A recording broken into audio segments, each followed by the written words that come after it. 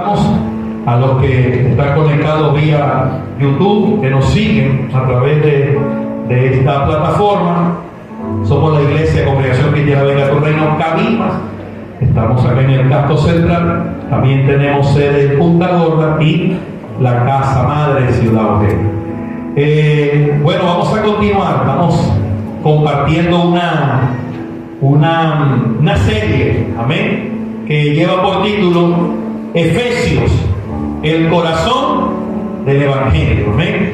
Vamos a ir tratando de que lo que menos quiero es cargar a la iglesia de mucha información y que no sepamos digerir lo que estamos aprendiendo. Entonces le dije a la pastora que vamos a hacer, por eso fue que la semana pasada no prediqué yo, la semana antepasada, a pesar de que prediqué, el mensaje fue para los matrimonios.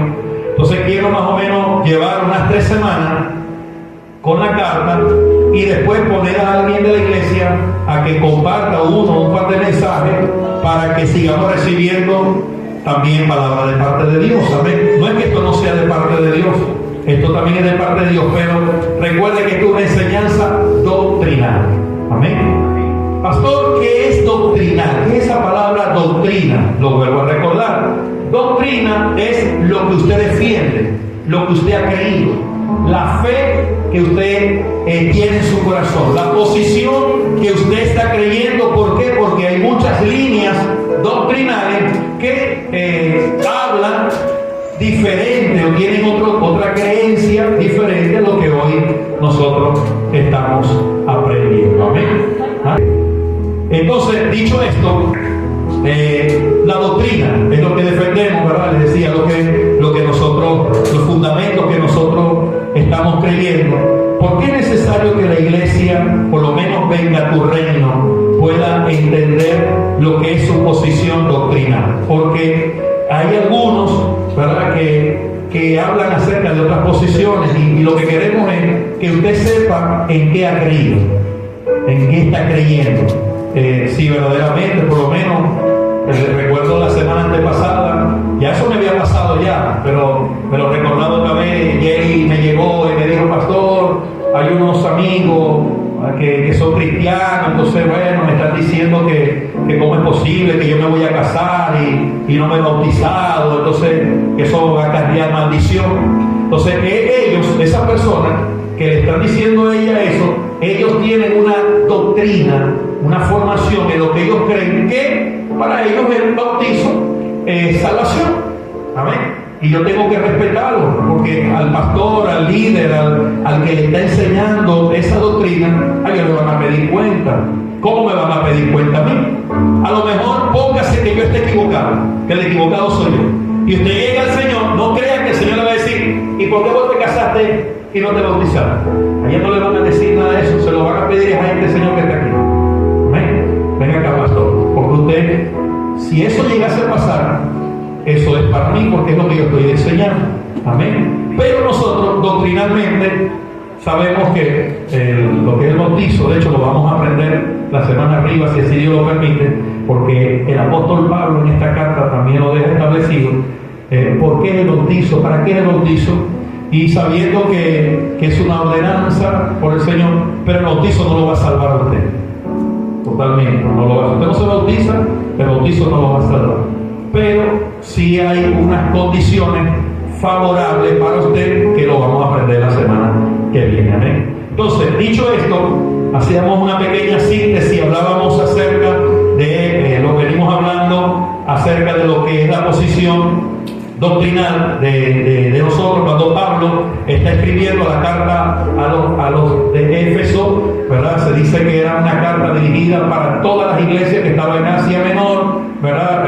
Algunos dicen que no era literalmente para Éfeso, pero lo que sí quiero que usted aprenda es que cuando Pablo escribía una carta y llegaba a X lugar, esa iglesia, ese grupo lo leía, copiaba y la carta seguía avanzando, llegaba a otro lugar y así sucesivamente. Entonces, Por eso que dicen que esta carta no fue directamente a esa iglesia, a Éfeso, sino a las iglesias que estaban en Asia Menor. Lo importante, lo hemos enseñado y quiero que usted lo aprenda, es que indiferentemente sea o no sea, eso no es relevante para nosotros. Lo que sí quiero que sepa que esa carta es la que hoy Dios nos está hablando de nuestra vida, ¿amén? Y que hoy como iglesia, como casa, necesitamos aprender y entender. Lo primero, doctrinalmente hablando, hablábamos de la predestinación. Movimientos que dicen que ya Dios eligió un grupo y Dios eligió otro grupo. Estos van para vida y estos van para muerte. Nosotros creemos y lo establecimos por la palabra que eso no es así. Para eso Dios nos dio libre albedrío. Amén. Entonces, no me voy a meter porque no quiero quedar, ya eso lo hemos aprendido. Y si no, usted no vino, la ventaja que esto está grabado en YouTube, usted se mete ahí en la prédica y vuélvalo a recibir para que se siga nutriendo de lo que Dios nos está entregando. Hablábamos también, ¿verdad? Como segundo plan, lo que es el plan eterno de Dios. Ya Dios tenía un plan, ya Dios sabía todo lo que iba a ocurrir, tenía esa carta, como dice mucho nosotros acá, bajo la manga, que después de todo lo que iba a ocurrir, el Salvador, nuestro Señor Jesucristo, iba a venir en nosotros. Amén. Hablamos de la adopción, que ahora nosotros somos adoptados a través de Cristo. ¿Por qué, pastor? Porque esto tiene que tener usted claro. Recuerden que los Éfesos o el grupo judío, mejor dicho, la iglesia, los creyentes judíos, cuando Pablo está escribiendo esta carta es porque ellos doctrinalmente defendían un criterio. ¿Y qué criterio defendían? Lo que era el Antiguo Testamento, lo que Moisés había establecido. Por eso es que el judío defendía a capa y a espada su verdad.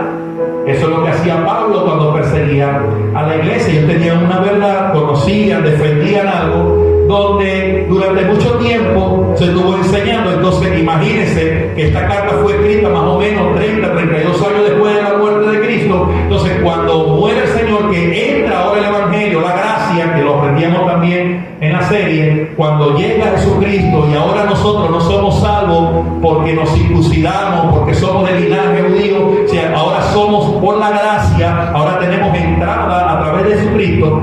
Cuando ese judío le decían eso, hermano, eso no cabía en esa mente. Por eso es que Pablo, estando preso en Roma, cuando llegó este grupo de hermanos, Pablo, está pasando esto, los hermanos, los judíos se están convirtiendo al cristianismo. Hermano, eso está creando una confusión porque la familia de fulanito le está diciendo que ahora, ¿cómo es posible que ahora ellos crean otra doctrina, otro evangelio diferente? Y Pablo comienza a escribir con puño y letra lo que hoy nosotros estamos aprendiendo. Entonces tenemos que dejar eso claro, porque para ese tiempo no es igual que ahorita. Ya por la misericordia de Dios, la gracia de Dios, hemos aprendido, estamos creciendo, sabemos todo esto. Entonces ya nosotros podemos digerirlo. Pero ahora imagínense, para ese tiempo estaba recién llegando esta nueva doctrina, lo que Dios nos está estableciendo a través de su Hijo amado Jesús, y que llegara ahora esta información, para ellos era duro. Entonces eso quiero que lo dejemos nosotros claro. Entonces ahora que el judío y el gentil son una misma nación, que el gentil ahora es adoptado en Cristo Jesús, hermano, eso no. Por eso es que Pablo doctrinalmente dice, ya está la predestinación, el plan eterno de Dios, la adopción, y la última, que es la que hablábamos en esos 4 puntos, la santificación. Amén. Decíamos que hay movimientos doctrinales, líneas de doctrina, que dicen que la salvación no se pierde, que usted confiesa al Señor y puede seguir bailando el purificante. Hermanos, tenemos que tener mucho cuidado con eso, porque es muy probable que si nosotros hoy creemos lo que esa línea doctrinal nos está enseñando por conveniencia, por eso es lo que nos conviene a nosotros, entonces nos podamos meter en problemas con el Señor. No vaya a ser que venga el Señor y le vengamos delante del Señor y el Señor diga, hey, apartaos de mí, yo nunca os conocí. También tocábamos este punto doctrinal en el capítulo 1, versos 5 al 8, acerca de la gracia. ¿Se acuerdan que la gracia es el regalo inmerecido? No lo merecíamos, pero por gracia hoy nosotros somos salvos, tenemos entrada al trono de la gracia. Entonces hoy vamos ahora a tocar el punto número 2, Efesios capítulo 2. Por tiempo son las 10:20 de la mañana. Voy a tratar de compartir 35, 40 minutos con usted. Por eso es que no quise desarrollar todo el capítulo, porque iglesia, yo quiero que tenga algo usted claro. Lo que queremos es que nosotros podamos saborearnos poco a poco doctrinalmente lo que el apóstol o el Señor a través del apóstol nos quiere enseñar. Entonces hoy solamente voy a tratar los 3 primeros versículos del capítulo 2. Fíjese, los 3 primeros versículos solamente del capítulo 2. Por eso que esta serie es muy probable que nos tiremos un par de meses, 3 meses, pero algo sí tengo yo claro, que usted, si recibe todo esto, usted va a salir totalmente convencido de lo que usted está creyendo, de lo que Dios ha formado en su vida y lo que usted va a defender a partir de ese momento. Amén. Por eso es que no quiero ir a prisa, quiero darle pausadamente, y cualquier duda, cualquier cosa, iglesia, no deje de escribirme. Por ahí me dijeron, pastor, a veces es duro porque hay grupos familiares que usted, o sea, porque esto es doctrinal, que hay alguna duda. Quiero dejar esto claro, estuve hablando con la pastora, porque nosotros comenzamos a las 4 de la tarde, el grupo de Francisco y Miranda, y a las 5:30 ellas se van de las 40 y yo me voy al de Golfito. Pero estamos cuadrando, porque sé que en las 40 doctrinalmente ahí ellas están claras, han dado testimonio. Entonces estoy cuadrando con la pastora, por lo menos para ver si una vez al mes o 2 veces al mes nos damos la oportunidad de que podamos compartir, uno con el grupo de R10 y el otro con el grupo de R5. Ahorita en esto que estamos aprendiendo, porque sé que ahí salen preguntas, quedamos en duda, pero ¿qué es lo que quiero? Y se lo quiero dejar claro. Escríbame, no tenga pena, no hay problema. Pastor, mira, tengo esta duda. ¿Es esto así o no es así? Y nosotros lo vamos a aclarar, amén, hasta que Dios nos permita que cada uno de nosotros podamos ser edificados como casa espiritual. Entonces, dicho esto, vamos a establecerlo poco a poco. Y hoy, en el capítulo 2, el puro capítulo 2, yo lo desarrollé en 4 párrafos aproximadamente, pero voy a solamente estudiar y meternos en uno solo, que es el primer párrafo, que yo le coloqué como título: Análisis del problema en el pasado. Para los que anotan, pueden tomar apunte y vamos a leer el capítulo 2, vamos a entrar en el capítulo 2, los 3 primeros versículos. Y en estos 3 primeros versículos vamos a analizar el problema que estaba ocurriendo en la carta a Éfeso. Análisis del problema en el pasado. Efesios capítulo 2, vámonos acá, versículo 1 al 3. Ahí tenemos versión NBI, tenemos Reina Valera. ¿Qué otra versión tenemos ahí, Dieguito? Que podamos... La Biblia habla hoy. Dios habla hoy. Vamos a ponerla en Dios habla hoy, a ver qué tal es esa traducción. Efesios de 2 al 3, Dios habla. Vamos a ver. Entonces leemos a la bendición del Padre, Hijo, Espíritu Santo. Amén. Ahora dice: y Él os dio vida a vosotros. ¿Quién nos dio vida a nosotros? Él. Cuando usted ve en las Escrituras, Él en mayúscula se refiere al Señor. Eso, por cierto, quiero aclarar esto. Hay gente que me escribe: pastor, Dios lo bendiga, y usted me escribe Dios con D minúscula. Fatal, no haga eso. Cuando usted escribe Dios con D minúscula, usted me está diciendo que los dioses, esos de hecho de mano, negrito, la otra o el otro, le bendiga, y ellos no me van a bendecir a mí me bendijo fue el Señor, y me sigue bendiciendo el Padre. Entonces, cuando usted escribe Dios, hágalo con D mayúscula. Entonces dice: y Él os dio vida a vosotros, que estabas muerto ¿en qué? En vuestros delitos y pecados. O sea, lo primero que quiere establecer el apóstol Pablo, la condición que tenía el pueblo de Efesio, la condición que teníamos nosotros antes de llegar a la vida del Señor, era que estábamos ¿qué? Muertos. Dice el primer versículo. Verso 2. Fíjense lo que dice: en los cuales anduviste en otro tiempo según la corriente de este mundo, conforme al príncipe de la potestad del aire, el espíritu que ahora opera en los hijos de aquellos hijos que hoy están en desobediencia. Hoy está operando un espíritu, ¿verdad? Que es el espíritu del enemigo, el espíritu de Satanás, el espíritu de la mentira. Entonces Pablo dice, en un tiempo ustedes estuvieron conforme a la corriente de este mundo, ¿verdad? Pero ahora, que es el mismo espíritu que ahora está operando en los hijos de desobediencia. Y cierra el versículo 13, el apóstol diciendo, entre los cuales también todos nosotros en otro tiempo vivíamos en las pasiones de nuestra carne, satisfaciendo los deseos de la carne. ¿Y qué más? Y de la mente.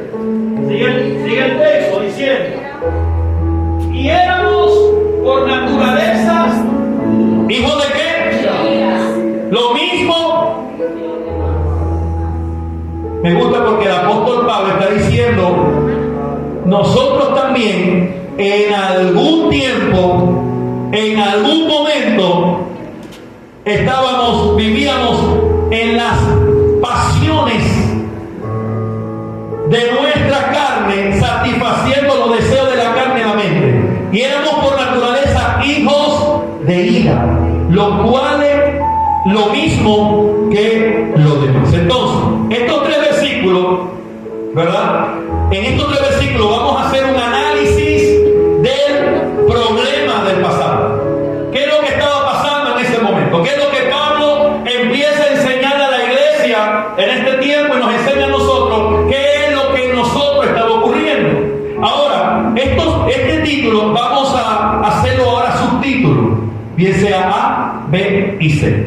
Lo primero que vemos en los tres versículos, ¿verdad? Es que estábamos muertos. Entonces ponga ahí A, subtítulo del análisis del problema, de lo que habíamos ocurrido en el pasado. Lo primero que usted y yo necesitamos entender era que estábamos muertos. Escriba allí, A, estábamos muertos. Ahora, la palabra muerto significa separado. Amén. Lo repito, la palabra muerto o muerte significa separado. Ahora, pastor, explíqueme algo, porque usted me dice que la palabra santidad significa ¿qué? A ver, ayúdame a predicar, o se le olvidó.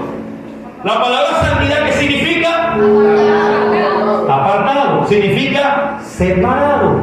¿Sí? Pregunto ahora, pastor, ¿pero por qué si la palabra santidad significa separado, significa apartado? Porque ahora usted me está diciendo que la palabra muerte también significa separado, apartado, porque esta palabra es apartado para el mal. ¿Amén? Esta palabra muerte dice, hey, estaban muertos, estaban apartados para el mal. Vamos a darle entendimiento por la palabra. Génesis capítulo 2. Versículos 16 y 17. Vamos a leer lo que la palabra de Dios nos enseña. Génesis capítulo 2, versos 16 y 17. Fíjese. Y ordenó el Señor Dios al hombre, diciendo, de todo árbol del huerto podrás comer, ¿verdad? Versículo 17 dice, pero del árbol del conocimiento del bien y del mal no comerás, porque el día que de él comas, ciertamente ¿qué? Morirás. Ahora, usted conoce la historia como la conozco yo. Pregunto yo, Eva y Adán, después que ellos comieron del fruto prohibido, ¿murieron? ¿Qué pasó en ellos? Lo que les estoy enseñando. Hubo una muerte espiritual. ¿Ahora me están entendiendo? O sea, ahora en ellos entró la muerte, pero no una muerte literal. No es que murieron literalmente, sino que murieron espiritualmente. Estaban allí, pero estaban apartados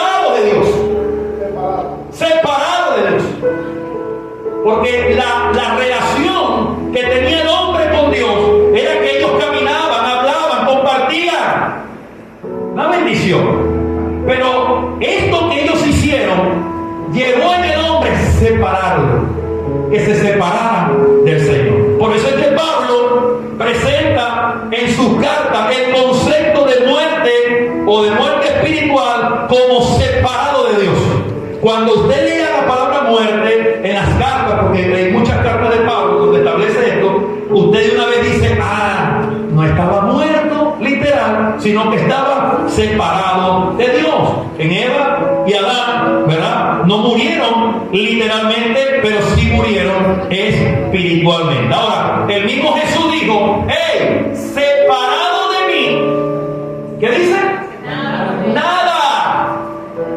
Nada dice la Biblia. El Señor Jesús dice, ¡hey! Separados de mí, nada pueden hacer. Romanos capítulo 5, versículo 12. Ahora, ¿por qué no podemos hacer nada separado de Dios? Porque estamos muertos espiritualmente. O sea, esa muerte espiritual, sin Cristo no vas a poder lograr nada. Por eso es que una de las cosas que te hace acepto en el amado es cuando tú confiesas al Señor como tu único y suficiente Salvador. Si todavía usted no ha confesado al Señor, créelo que usted sigue estando muerto, sigue estando apartado de Dios. ¿Y qué es lo que queremos? Que nosotros podamos tener esa conexión, esa relación con el Señor. Romanos 5, verso 12 dice el apóstol Pablo, por tanto, tal como el pecado entró en el mundo por un hombre, ¿quién fue ese hombre? Adán y Eva. Ese pecado entró por ellos en el mundo y la muerte por el pecado, así también la muerte se extendió a todos los hombres, porque todos, esa muerte espiritual en el pecado original de Adán y Eva cayó en nosotros, se extendió hacia nosotros. Lo expresa el apóstol Pablo. Romanos 6:23, otro texto que habla acerca de esta muerte, de esta separación. Romanos 6:23, sigue el apóstol Pablo hablando, porque la paga del pecado, ¿qué es? Muerte. Ahora, ¿muerte literal? No, muerte espiritual. Pero la dádiva de Dios, esta palabra dádiva en el original es regalo, pero el regalo de Dios es vida eterna en Cristo Jesús, Señor nuestro. Ojo, aunque esa paga del pecado es una muerte espiritual, crea algo, iglesia, que poco a poco este cuerpo corruptible se va a ir desgastando. La muerte espiritual va trayendo consecuencias para que venga una muerte literal. Vienen las enfermedades, vienen los procesos, se va degenerando el cuerpo, los organismos, porque eso hace el pecado. El pecado, más que te aparta, te quiere matar literalmente. Amén. La obra de Dios que nos recupera a través de Jesucristo es realizada por el Espíritu Santo, se llama regeneración. Esa es la obra del Señor a través del Espíritu Santo. Cuando somos regenerados, recuperamos la vida juntamente con Cristo. O sea, por eso es que habla de un nacimiento de nuevo. Antes estábamos muertos, ¿verdad?, en nuestros delitos, en nuestros pecados, pero ahora cuando yo confieso a Jesús, cuando yo reconozco al Señor, entonces paso de esa muerte espiritual a una vida espiritual, donde juntamente con nuestro Señor Jesucristo. Entonces, en pocas palabras, ¿verdad?, dejo establecido que la muerte, lo que estaba en nosotros antes de llegar a Cristo, era que estábamos literalmente separados de Dios. Durante el Antiguo Testamento se hablaba mucho de religión. Y recuerden que yo les dije que religión es lo que el hombre puede hacer para acercarse a Dios. Por eso es que yo decía, para que tú te acerques a Dios te tienes que circuncidar al 8º día. Para que tú te acerques a Dios tienes que hacer esto y tienes que hacer lo otro. Por eso es que los judíos guardaban tanto guardaban tanto su religión para llegar a Dios, que se perdieron de lo más importante que hoy nosotros entendemos, que es la relación. Porque el cristianismo vino a eso, vino a que Dios tuviera esa relación con nosotros. Amén. Entonces, por eso dice la Biblia en Juan 3:16, que de tal manera amó Dios al mundo que dio a su unigénito, para que todo aquel que en él cree no se pierda, sino tenga una vida eterna. Amén. Entonces, la A, lo primero que analizamos de estos tres primeros versículos, lo que es el análisis de Pablo a la carta a los Efesios, era que estábamos muertos. Lo segundo que vamos a desarrollar allí es que seguíamos los deseos de las pasiones. Seguíamos los deseos de las pasiones. Creo que en el versículo 2 de Efesios lo estábamos leyendo en esa versión. Vamos a ver, Dieguito, si lo podemos ubicar. Efesios 2, verso 2. Creo que ahí, en esa versión, ¿no? En el tercero. Ahorita lo habíamos leído, yo te lo coloqué. Ajá, aquí está. Dice, entre los cuales también todos nosotros en otro tiempo vivíamos en qué? En las pasiones de nuestra carne. Quiero dejar establecido este punto, que es un punto doctrinal, ¿verdad? Porque a veces confundimos la palabra pasión, ¿verdad? Porque podemos decir, pero es que está la pasión de Cristo. Pero aquí la pasión que está hablando el apóstol Pablo es esto. En el original, la palabra pasión dice que es una emoción intensa. Escucha acá. La palabra pasión en el original es una emoción intensa, un entusiasmo muy fuerte o un gran deseo por algo. Esa es la palabra pasión. ¿Cuál es la palabra pasión? Es una emoción intensa, un entusiasmo muy fuerte o un gran deseo por algo. Entonces, el Señor Jesús tuvo una emoción intensa, tuvo un entusiasmo muy fuerte. ¿Para qué? Para poder salvar a la humanidad. Esa es la pasión de Cristo. Pero de la pasión que está hablando el apóstol Pablo acá, no es es una pasión, es una emoción intensa, un entusiasmo muy fuerte, un gran deseo por algo. ¿Y sabe por qué? Por hacer lo malo. Parece mentira, iglesia, pero si nosotros nacemos de nuevo, si nosotros tenemos a Cristo en nuestro corazón, ya esa pasión que antes lo llevaba en la carne, por eso dice Pablo, antes vivíamos en las pasiones de nuestras carnes, satisfaciendo los deseos de la carne y de la mente, y éramos por naturaleza. Esa era nuestra naturaleza. Pero si ahora tenemos a Cristo, si ahora tenemos a nuestro Señor en nuestro corazón, ahora esa pasión que habla de una emoción intensa o un entusiasmo fuerte, tiene que ser no para el mal, sino tiene que ser para el bien.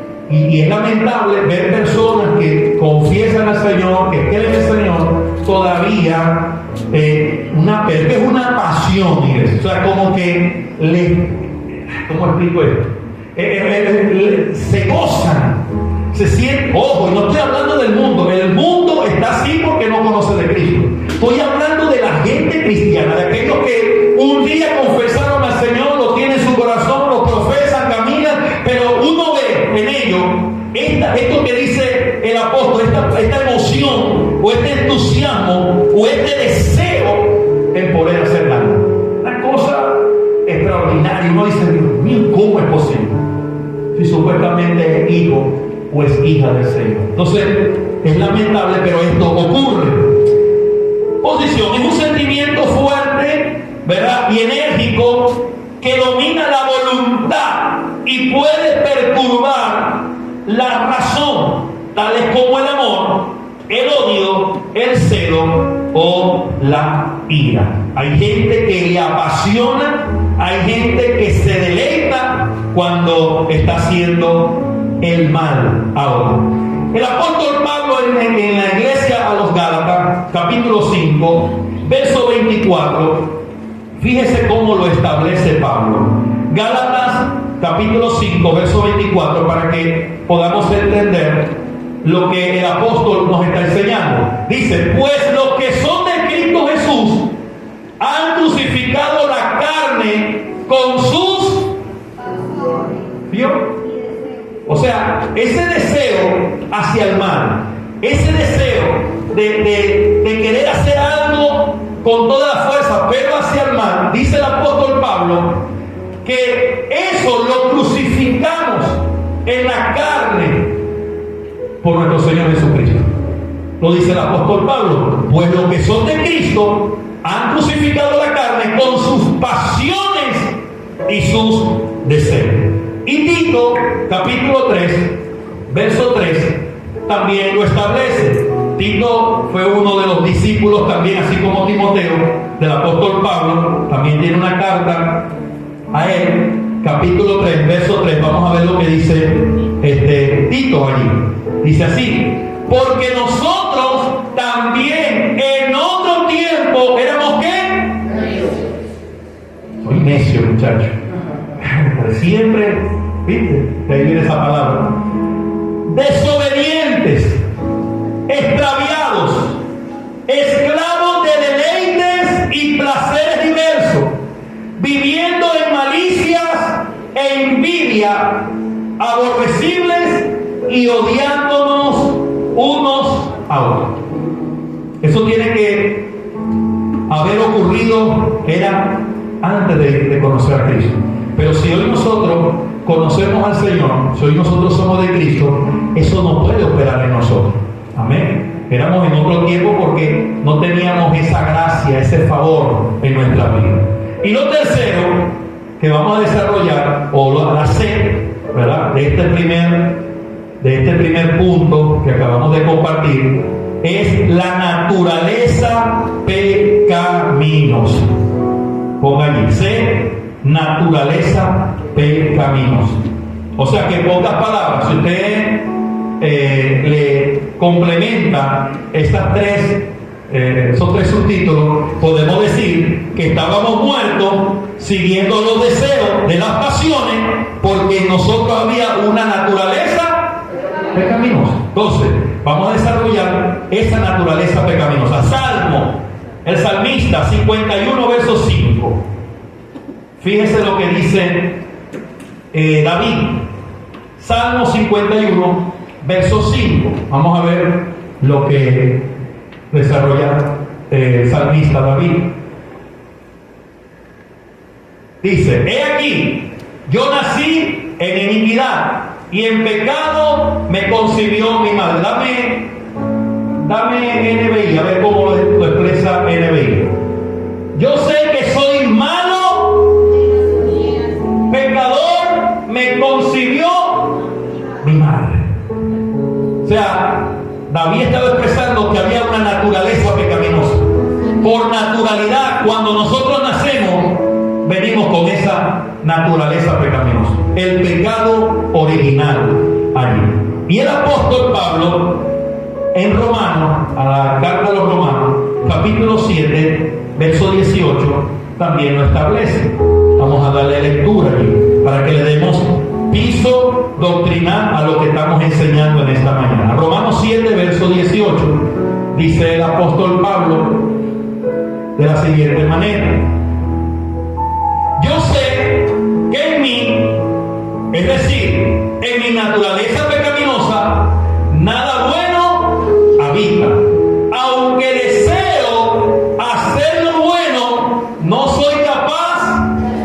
En pocas palabras, ahí donde el apóstol expresa, dice, hey, es que queriendo yo hacer lo bueno, no lo hago. ¿Por qué? Porque en mí hay una naturaleza pecaminosa. En pocas palabras, en usted hay dos leones. La Biblia dice que el enemigo anda como león, pero también dice la Biblia que el Señor es el león de Judá. La pregunta es, al que usted más alimente, ese es el que va a dominar, ese es el que va a dominar su ser. ¿Sí me está entendiendo?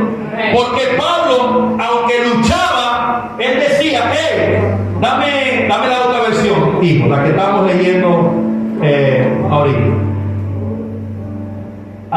Porque yo sé que en mí, es decir, en mi carne, no habita nada bueno. Mano, por eso que la Biblia dice que el espíritu a la verdad está dispuesto. Pero ¿quién es débil? Pablo dice, en mi carne no habita nada bueno, porque el querer está presente en mí, pero el hacer el bien, no. O sea, esa lucha es constante en nosotros. Nuestra naturaleza pecaminosa siempre va a querer tirar a lo contrario. Esa pasión en querer hacer algo, porque eso es lo que significa la palabra pasión, es esa fuerza en querer hacer algo. La pregunta es si es al bien o es al mal. Y esa naturaleza está en ustedes. Pablo lo decía, es que yo queriendo hacer lo bueno, no lo hago. Yo sé que eso es bueno, pero termino haciendo lo malo. Yo sé, pastor, que el perdón es bueno, amar es bueno, pero cuando veo al bendito ese o a la bendita esa, yo siento una fuerza en mí que me lleva a odiarlo, que me lleva a que le pueda caer una lluvia del cielo, pero de bolas criollas, que lo aplaste todo y ya yo no lo vea más. ¿Por qué? Porque esa lucha está en nosotros. La pregunta es, ¿a quién de los dos nosotros alimentamos más? Porque estamos hablando del apóstol Pablo, un hombre conocedor, alguien que tenía conocimiento. Y fíjese que el mismo apóstol, aún con todo su conocimiento, aún con todo lo que le escribió, decía, es que todavía tengo eso allí en mí. Amén. O sea, la naturaleza de Dios y su fruto de vida. Pablo lo vuelve a escribir a Gálatas, capítulo 5, versos 16 al 25. Un poquito más largo, pero me gustaría que lo leamos, porque aquí vamos a poder entender un poquito más lo que habla de esta naturaleza pecaminosa. Gálatas 5, del 16 al 25. Vamos a leer estos 9 versículos acá. Digo pues, andad por el Espíritu. Aquí el apóstol está dando una enseñanza, ¿amén? Lo que estamos hablando ahorita. A cual de los dos yo más alimente, a ese es el que yo más voy a poder ver formado en mí. Entonces el apóstol Pablo nos da una enseñanza y digo pues, andad por el Espíritu y no cumpliréis el deseo de la carne. O en otra versión dice, no satisfagáis los deseos de la carne. Porque el deseo de la carne, ¿se están dando cuenta? Lo que la carne hace es en contra. ¿Usted no ha visto esas películas que sale un diablito rojo y un diablito blanco? Y ellos tratan de pelear entre sí y te dicen, vení para acá, no, vení para allá. O un angelito. En nosotros, eso dice el apóstol Pablo, no contristéis los deseos de la carne contra el espíritu, porque el deseo de la carne es contra el espíritu y el del espíritu es contra de la carne, pues estos se oponen el uno al otro, de manera que no podéis hacer lo que deseáis. Versículo siguiente. Pero si sois guiados por el espíritu, no estáis bajo la ley. El apóstol Pablo hablando y enseñándole a la iglesia de los Gálatas, del Hijo, acerca de que no podemos ser guiados por la carne sino por el espíritu. El 19 dice, ahora bien, las obras de la carne son evidentes, las cuales son inmoralidad, impureza, sensualidad. Fíjense lo que son las obras de la carne: idolatría, hechicería, enemistades, pleito, celo, enojo, rivalidad, disensiones, sectarismo, envidia, santo, borrachera, orgía y cosas semejantes, contra las cuales os advierto, te advierto, como ya os he dicho antes, que los que practican tales cosas no, decir al que está a tu lado, no van a heredar. ¿Sabes que hay gente que practica esto? Por eso que digo, tienen una pasión, hermano, una pasión porque a ellos les gusta ser malo, les gusta ¿cómo se llama? La felicidad, o la felicidad apenas se dice. O sea, les gusta que la gente sufra, el sufrimiento a quienes se la palabra. Les gusta, o sea, es que me apasiona. Tengo una palabra, así que es bueno que ojalá y se les explote totalmente. Oye, y usted se asombra, pero es una realidad, hermano. Uy, sí, abuelo, se me siento satisfecho que le vaya mal. Dice, estos, ya se los dije antes, que los que practican tales cosas no heredarán el reino de Dios. Verso 22. Más, aquí viene lo bueno, más, me gusta esto porque aquí lo establece, el fruto, es un solo fruto. No son 8, 9, 7, no, es uno. Más el fruto del Espíritu, vamos a ver, ¿qué es? Amor, ¿qué más? Gozo, paz, paciencia, benignidad, bondad, felicidad, fidelidad, mansedumbre, dominio propio. Aquí viene Pablo, mire, contra tales cosas no hay ley. Verso 24. Pues los que son de Cristo Jesús, ¿cuántos son de Cristo Jesús? Yo lo creo. Los que son de Cristo Jesús han crucificado la carne. ¿Con qué, pastor? Que no se le olvide esta palabra. Con sus pasiones, con esos deseos desenfrenados, pero en hacer lo malo. Con sus pasiones y deseos, y cierra el verso 25. Si vivimos por el Espíritu, andemos también. Tremendo, Señor. Ahora, iglesia, dejo algo claro, que esto también es doctrinal, lo vamos a ver, lo vamos a leer y lo vamos a escuchar. La imputación del pecado y de la gracia. ¿Qué es esa palabra imputar? Imputar es asignar, es dar, es atribuir. ¿Usted me ha escuchado por allí que dice, ay, fulanito se lo llevaron preso y le imputaron, ¿sí?, tantos años?